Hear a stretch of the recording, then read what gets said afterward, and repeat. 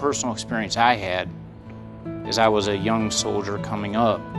Me and my wife lost a baby.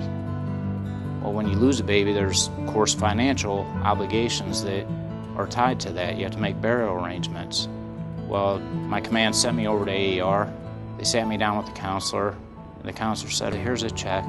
Go take care of what you need to take care of, and don't worry about paying it back. It's a grant to you, and we are so sorry for your loss. I share my story with my soldiers. Hey, this is what AAR did for me when I was a young soldier.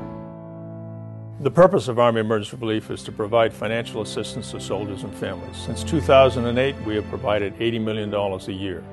Since 9/11, we have provided almost $600 million.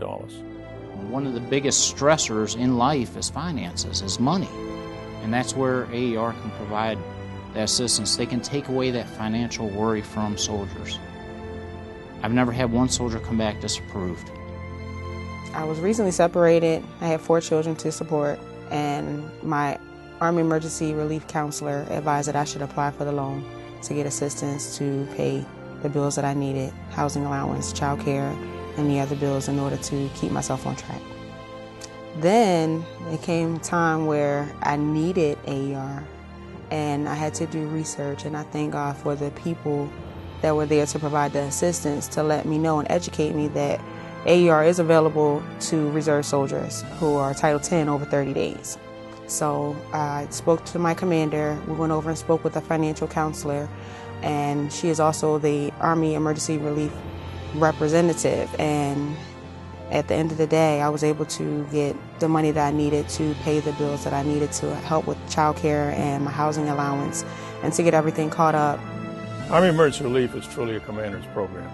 From company commanders and first sergeants all the way through the garrison commanders and garrison command sergeants major, they are all dedicated to ensuring that soldiers' financial needs are met. There's something good about engaged leaders that take the time to make soldiers aware of the program, like AAR. And knowing that you can go to someone you can trust is huge. You can't put a premium on being able to go somewhere and be well cared for, understood, and actually helped. I was in Germany, newly married, got orders to come to Fort Bragg. When I finally got here, she had to stay in Germany, so I came by myself, ended up getting an apartment, taking care of everything by myself, you know, the deposits, your utilities, everything. I was putting that on my back, making all the payments. Things got a little tough, so I talked to my squad leader. We went down to AAR, me and my squad leader, talked with a gentleman here at AAR. We talked about how am I spending money, like how am my rent, my car, my utilities, how am I doing that? Am I saving money?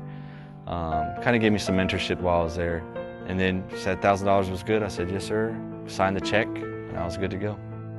When I first joined the Guard, I never heard of AAR. It was another one of those many acronyms I never heard of.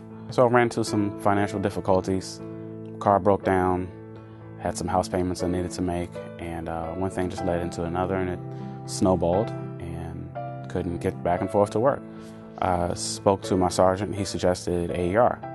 I didn't think I was even eligible because I was a guardsman, but after I spoke to the AAR representative, she told me that I was on orders for over 30 days and I was a Title 10, so I had no problem. But after I sat down with the AAR rep, I was in and out of there in 15 minutes with a check in hand.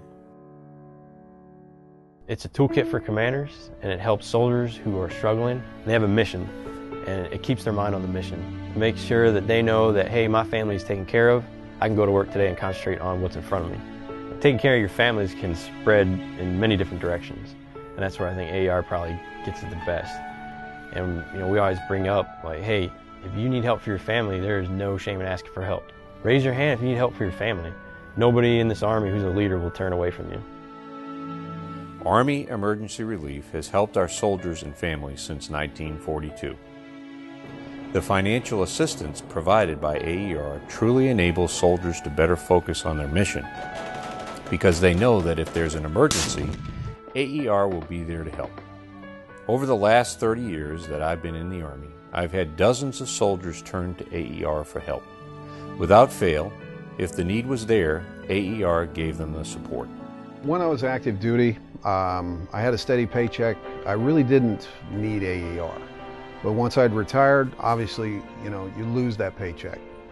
Unless you can secure a real high-paying job on the outside, you're not doing as well. And, push come to shove, and had a family emergency, dwindled on my money, and I found myself needing AER. And I remembered from preaching to my soldiers years and years ago, go check out AER, they'll help you out. So I went up there.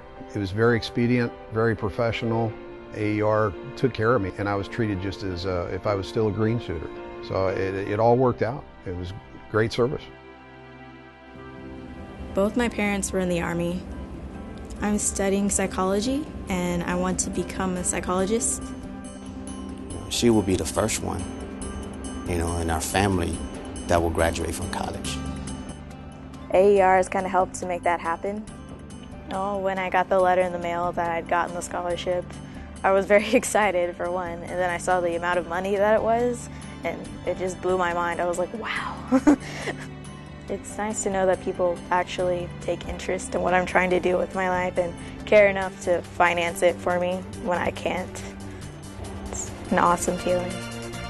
AER has been a blessing. Because of the AER scholarship, she was able to start her college education. To see it start and to see it finish. AER, it made the journey possible.